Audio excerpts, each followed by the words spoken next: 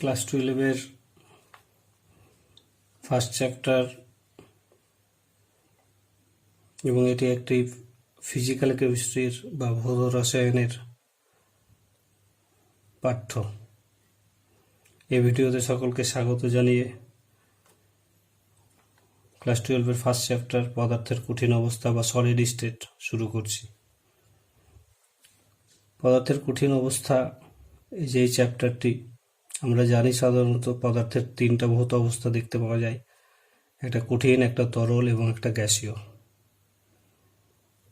কঠিনে কি হয়, কণাগুলো, উপাদান কণাগুলো খুব কাছাকাছি থাকে, তাদের মধ্যে ফোর্স অফ অ্যাট্রাকশন বেশি হয়, তাহলে পদার্থের যে অবস্থানে উপাদান কণাগুলোর মধ্যে আকর্ষণ বল সর্বাধিক হয়, সেটাই হচ্ছে পদার্থের কঠিন অবস্থা। এখানে ফোর্স অফ অ্যাট্রাকশন ম্যাক্সিমাম হয়। উপাদান কণাগুলো বলতে এখানে বোঝানো হয়েছে কঠিনটা পরমাণু, আয়ন বা অণু যে দিয়ে গঠিত হোক না কেন, তাদেরকে একত্রে বলা হচ্ছে কণা, এবং এই কণাগুলোর মধ্যে আকর্ষণ বল সর্বাধিক হলে সেটা কঠিন অবস্থা। পদার্থের তরল এবং গ্যাসীয় অবস্থা, এটা ক্লাস 11-এ পড়ানো হয়েছে এদের কিছু ধর্ম সম্পর্কে।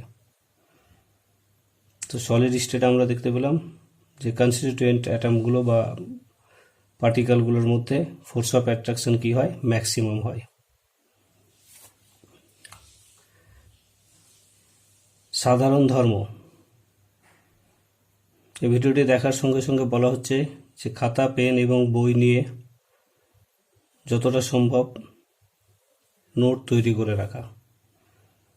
আকার আকৃতি, আমরা সাধারণ কিছু ধর্ম দেখতে পাই কঠিনের, সেই ধর্মগুলো হচ্ছে যেমন এদের আকার আকৃতি এবং আয়তন, মানে শেপ, সাইজ এবং ভলিউম কি হয়, ফিক্সড হয়। কঠিনের নির্দিষ্ট আকার থাকে, নির্দিষ্ট আকৃতি থাকে এবং আয়তনও ফিক্সড থাকে একটা। কম্প্রেসিবিলিটি বা সংনম্যতা, কঠিন পদার্থের কম্প্রেসিবিলিটি, মানে তাকে যদি আমরা ফোর্স অ্যাপ্লাই করি, চাপ দিই, তাহলে তার আয়তন কিন্তু কমানো যায় না। এর সংনম্যতা খুবই কম, প্রায় কি জিরো। চাপ দিয়ে আমরা যদি ফোর্স অ্যাপ্লাই করি তাহলে এর আয়তনটা কমাতে পারি না, যে কিন্তু গ্যাসের ক্ষেত্রে যেমন সহজেই কমাতে পারি।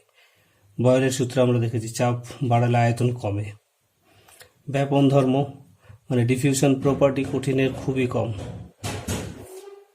ডিফিউশন প্রপার্টি বলতে কঠিনের বোঝানো হচ্ছে যে কঠিনের যে ধর্মের জন্য পার্টিকেলগুলো কি করে নিজেদের সঙ্গে মিশে যায়, তাকে ডিফিউশন প্রপার্টি বা ব্যাপন ধর্ম বলা হয়। তো গ্যাসের যেমন কণাগুলো নিজেদের মধ্যে সহজে মিশে যায়, কিন্তু কঠিনের কণাগুলো একে অপরের সঙ্গে সহজে মিশে না, তাই এদের ব্যাপন ধর্ম খুবই কম।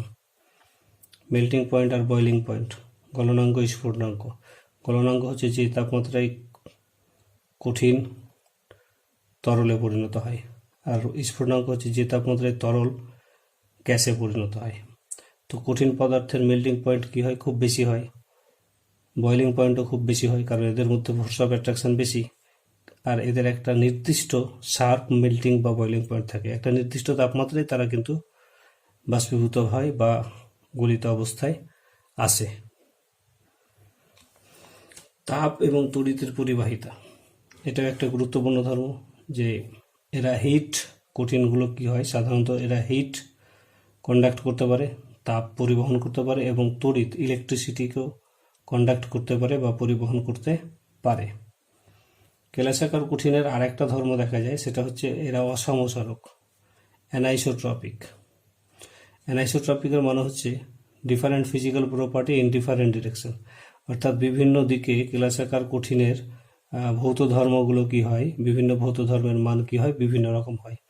যেমন আমরা তাদের যান্ত্রিক শক্তি বলতে পারি, মেকানিক্যাল স্ট্রেংথ, প্রতিসারাঙ্ক, এগুলো হচ্ছে কোনো একটা কঠিনের ভৌত ধর্ম।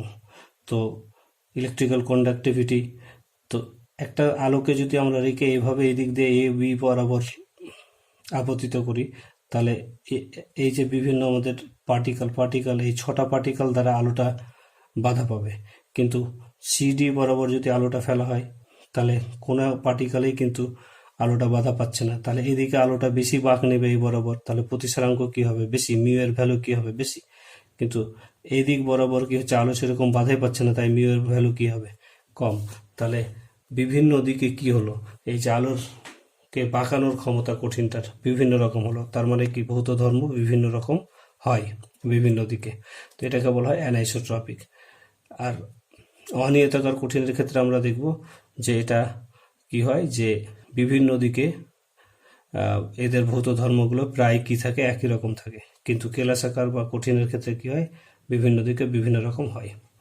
কঠিন পদার্থের শ্রেণী বিভাগ আমরা দেখব, কঠিন সাধারণত দুই ধরনের হয়, কেলাসাকার কঠিন ক্রিস্টালাইন সলিড আর অনিয়তাকার বা অ্যামরফাস সলিড। কেলাসাকার কঠিনের ক্ষেত্রে কি হয়, যে কণাগুলো দিয়ে কেলাস গঠিত হয় তারা কি থাকে, একটা লং রেঞ্জ অর্ডারে আমাদের অ্যারেঞ্জমেন্ট থাকে, তাদের বিন্যাসটা সুশৃঙ্খল অর্ডার্ড বিন্যাস থাকে এবং লং রেঞ্জ অর্ডারে থাকে।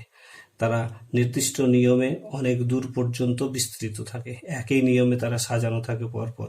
কিন্তু অনিয়তাকার কঠিনে কি হয়, যে পার্টিকেলগুলো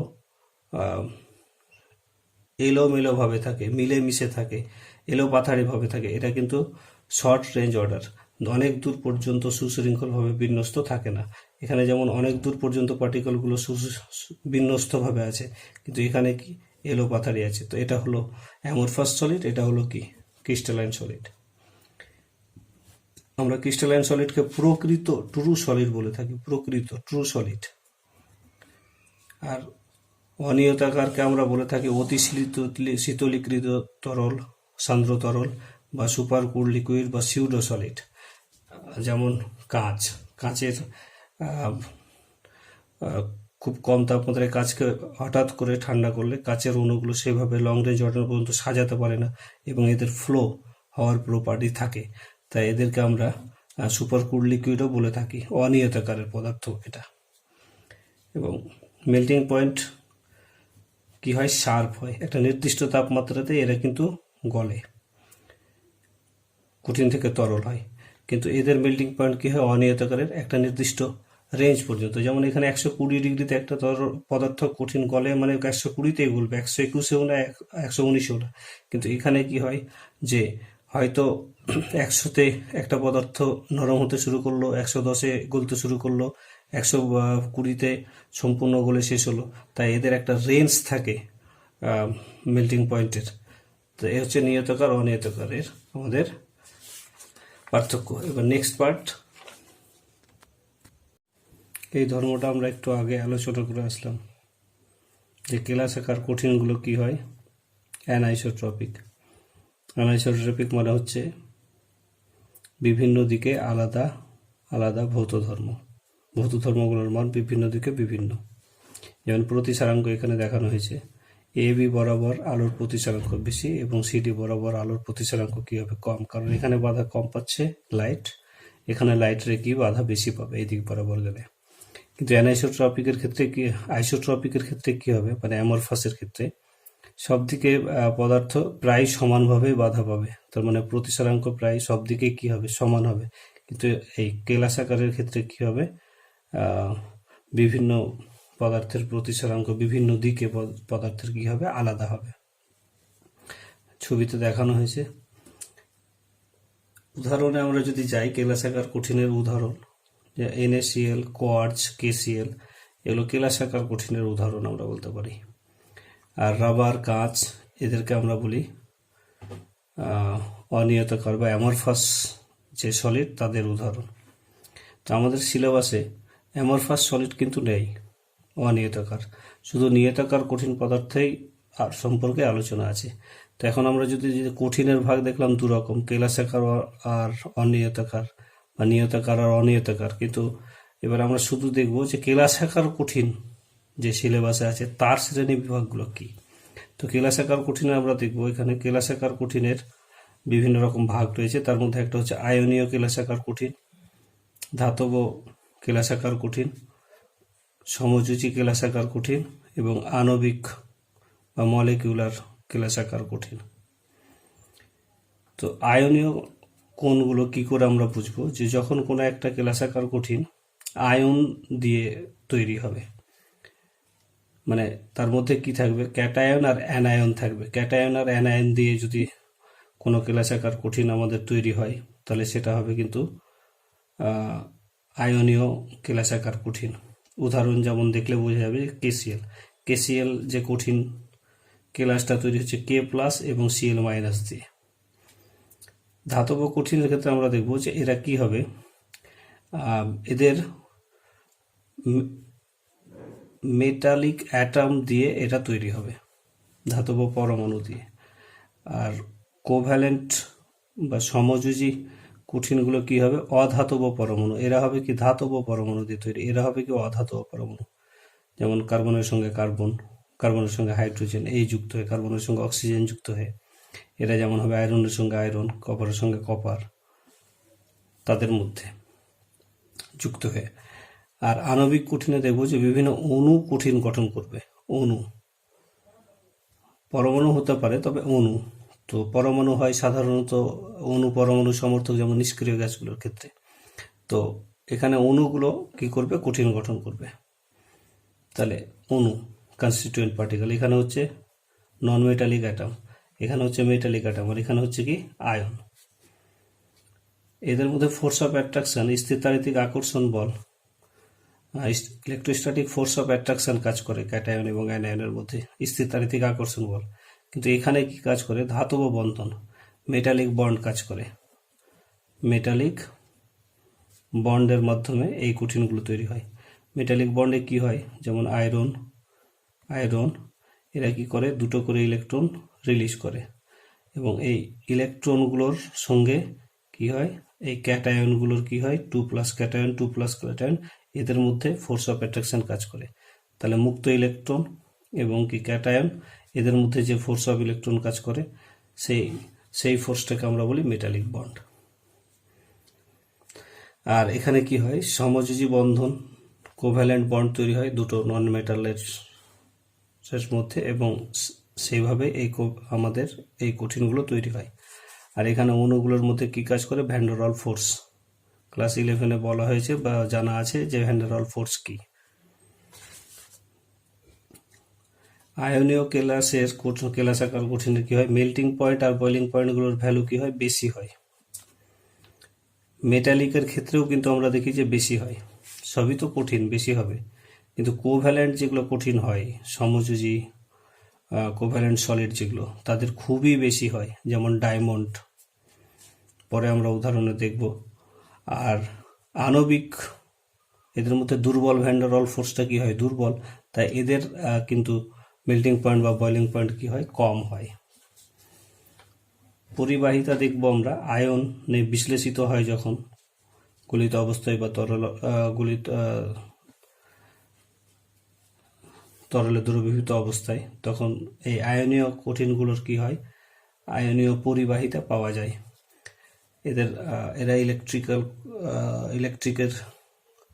ইলেকট্রিসিটি কন্ডাক্ট করতে পারে, কিন্তু ধাতব কঠিন এসব থেকে বেশি পারে, কারণ এখানে কি করে, আয়নগুলো তড়িৎ পরিবহন করে দ্রবণের মধ্যে। কিন্তু এখানে কি করে, যে এই যে মেটালের থেকে ইলেকট্রনগুলো বেরিয়ে যায়, এবং এই ইলেকট্রনগুলো কি করে, যেমন এখানে Fe2+, এবং এই ইলেকট্রন যেগুলো বেরিয়ে যাচ্ছে, টু ইলেকট্রন, এই ইলেকট্রনগুলো ফ্রি এবং এরা সহজে মুভ করতে পারে, তাই এদের কন্ডাক্টিভিটি সব থেকে বেশি হয়। কোভ্যালেন্টের ক্ষেত্রে কি হয়, ইলেকট্রিসিটি পরিবহন খুব কম হয়, কারণ এখানে মুক্ত ইলেকট্রন থাকে না, বা এরা আয়নেও গলিত অবস্থায় আয়নিত হয় না, তাই চার্জ সহজে ক্যারি করতে পারে না, এবং মলিকুলার সলিডগুলো চার্জ ক্যারি করতে পারে না, তাই এদের পরিবাহিতা খুবই কম হয়। আয়নীয় সলিডের আমরা যদি উদাহরণ দেখি তাহলে কি পাওয়া যাবে, যে যেমন KCl, NaCl, ZnS, CaCl2, MgCl2, etcetera ইত্যাদি। মেটালিকের মধ্যে হবে আয়রন, কপার, অ্যালুমিনিয়াম, জিঙ্ক, এরা ধাতব বন্ধনের মাধ্যমে ইলেকট্রন ত্যাগ করে ইলেকট্রন সি এর মধ্যে থেকে ধাতব বন্ধন গঠন করে, এবং এই মেটালগুলো থাকে। কোভ্যালেন্ট সলিডের মধ্যে হবে যেমন ডায়মন্ড, কার্বন যখন একটা কার্বনের সঙ্গে 4টা কার্বন এইভাবে সমযোজী বন্ধনে যুক্ত হয়ে যায়, তখন এইভাবে যে 3 ডাইমেনশনাল জায়ান্ট মলিকুল গঠিত হয়, তারপরে ডায়মন্ড তৈরি হয়। তো এই বন্ডগুলো আমাদের অসংখ্য সমযোজী বন্ধন ভাঙতে প্রচুর শক্তির প্রয়োজন হয়, তাই এদের গলনাঙ্ক স্ফুটনাঙ্ক বেশি হয়। সিলিকার সঙ্গে সিলিকা। মলিকুলার সলিডের মধ্যে হবে যেমন বরফ, জল আর কি। এখানে বরফ মানে হাইড্রোজেন বন্ড দ্বারা যুক্ত থাকে। তো কার্বন ডাইঅক্সাইড, কঠিন কার্বন ডাইঅক্সাইড হয়। এগুলো হচ্ছে কি আয়োডিন, ফসফরাস, সালফার, এটা কঠিন। তো এরা হচ্ছে সব মলিকুলার সলিডের উদাহরণ। এর পরের ভিডিওতে আমরা জানব যে ল্যাটিস বা জালক কি।